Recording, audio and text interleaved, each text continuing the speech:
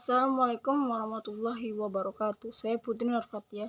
Sini akan membacakan tentang pertemuan 8 tentang pengertian dan prinsip demokrasi Pancasila. 1. Pengertian demokrasi Pancasila.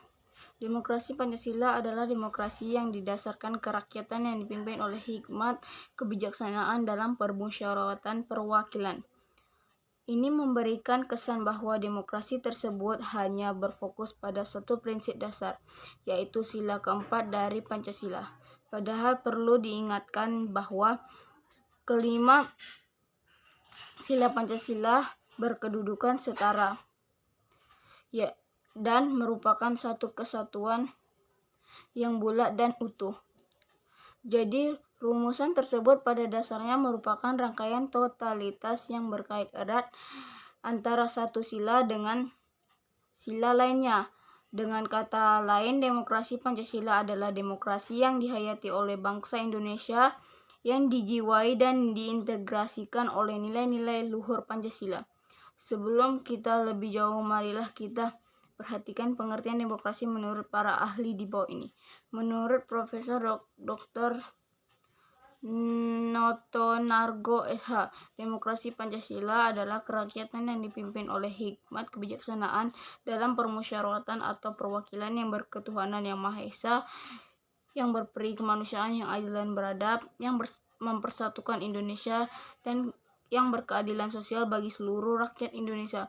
Menurut Profesor Darji Darmodiharjo, demokrasi Pancasila adalah paham yang bersumber kepada kepribadian dan falsafah hidup bangsa Indonesia yang perwujudannya seperti dalam ketentuan-ketentuan pembukaan Undang-Undang Dasar 1945.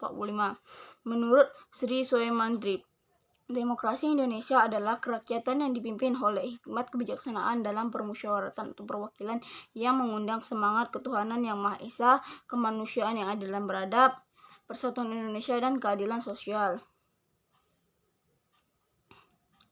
Menurut Profesor Dr.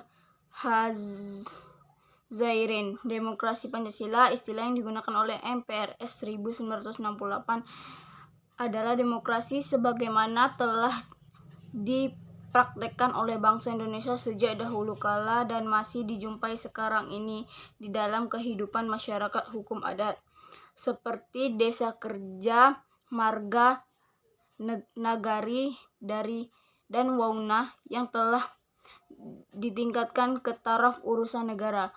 Lebih lanjut dijelaskan oleh istilah ditingkatkan ini memiliki makna 1.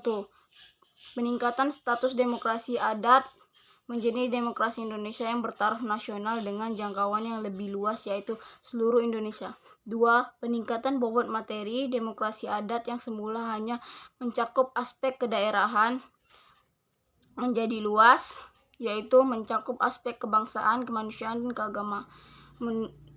Menurut Profesor Pamudji menyatakan bahwa demokrasi Pancasila mengandung 6 aspek, yaitu 1.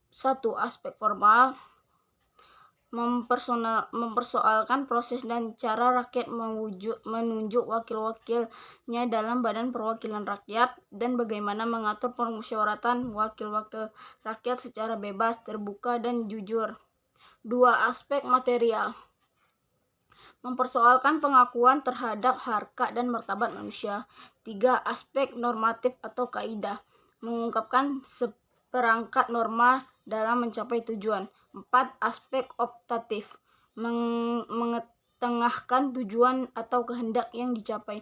5. Aspek organisasi, mengetengahkan wadah pelaksanaan demokrasi tersebut. 6. Aspek kejiwaan, mengetengahkan semangat penyelenggara negara dan pemimpin negara.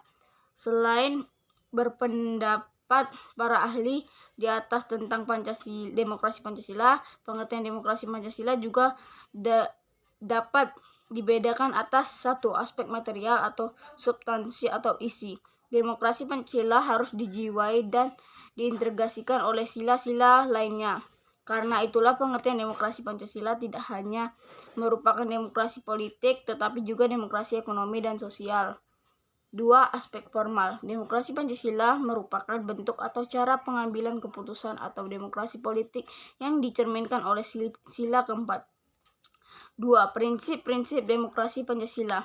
Secara ideologi maupun konstitusional, atas demokrasi Pancasila yang mencerminkan tata nilai sosial, budaya, bangsa, mengajarkan prinsip-prinsip sebagai berikut. 1. Persamaan bagi seluruh rakyat Indonesia. 2. Keseimbangan antara hak dan kewajiban. 3. Pelaksanaan kebebasan yang bertanggung jawab secara moral kepada Tuhan Yang Maha Esa, diri sendiri, dan orang lain. 4. Mewujudkan rasa keadilan sosial. 5. Pengambilan keputusan dengan musyawarah mufakat. 6. Mengutamakan persatuan nasional dan kekeluargaan. 7. Menjunjung tinggi tujuan dan cita-cita nasional. Sekian hasil materi saya mengucapkan wassalamualaikum warahmatullahi wabarakatuh.